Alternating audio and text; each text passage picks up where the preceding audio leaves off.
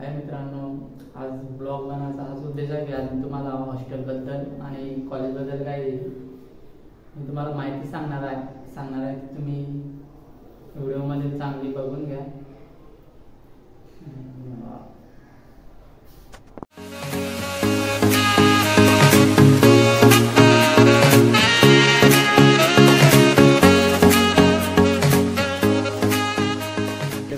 इकडे मुलींचं पण हॉस्टेल आहे मागे, तर तुम्हाला पण इथे जर ॲडमिशन